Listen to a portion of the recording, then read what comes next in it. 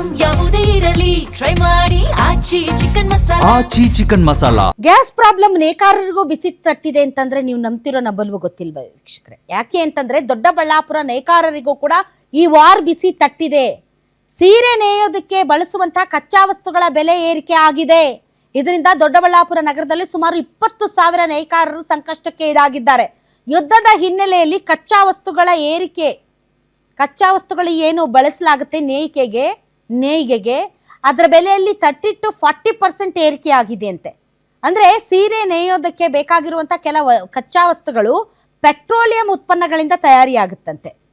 ಸೀರೆ ನೇಯೋದಕ್ಕೆ ಬೇಕಾಗಿರುವಂಥ ಕೆಲವು ಕಚ್ಚಾ ವಸ್ತುಗಳು ಪೆಟ್ರೋಲಿಯಂ ಉತ್ಪನ್ನಗಳಿಂದ ತಯಾರಿಯಾಗುತ್ತೆ.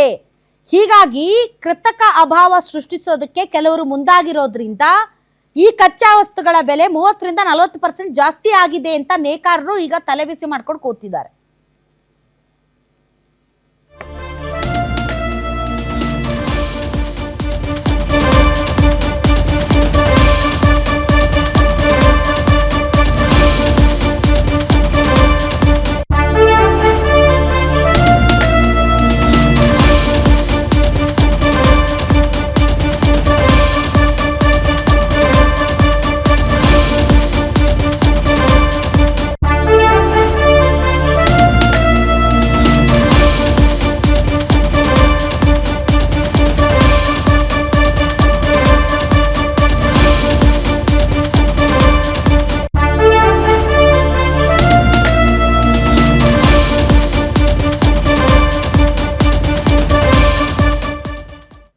ಗುಜರಾತ್ ಮತ್ತು ಸೂರತ್ನಿಂದ ಕಚ್ಚಾ ವಸ್ತು ಖರೀದಿ ಮಾಡ್ತಾ ಇದ್ರು ನೇಕಾರರು. ಈಗ ಯುದ್ಧದ ನೆಪವೊಡ್ಡಿ ಬೆಲೆ ಏರಿಕೆ ಮಾಡಿದ್ದಾರೆ. ಪೆಟ್ರೋಲಿಯಂ ಉತ್ಪನ್ನದಿಂದ ಆ ಕಚ್ಚಾ ವಸ್ತು ರೆಡಿ ಆಗುತ್ತೆ ಅಂತೆ.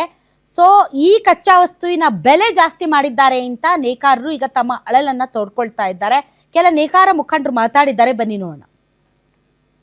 ಇಷ್ಟು ದಿನ ಸೀರೆ ಹೋಗ್ತಾ ಇರ್ಲಿಲ್ಲ ಅನ್ನೋ ಒಂದು ಉದ್ದೇಶದಿಂದ ನಾವೆಲ್ಲರೂ ಹೋರಾಟ ಮಾಡಿ ಆ ಹೋರಾಟದಲ್ಲಿ ಏನೋ ಸ್ವಲ್ಪ ಇದಾಯ್ತು, ಸ್ವಲ್ಪ ಏನೋ ವ್ಯಾಪಾರ ಚಿಗುರ್ತು ಅನ್ನೋ ಅಷ್ಟೊತ್ತಿಗೆ ಈ ಏನು ಪೆಟ್ರೋಲ್ ಬೆಲೆ ಇದು ನಮ್ಗೆ ಸ್ಥಗಿತ ಆಗಿದೆ.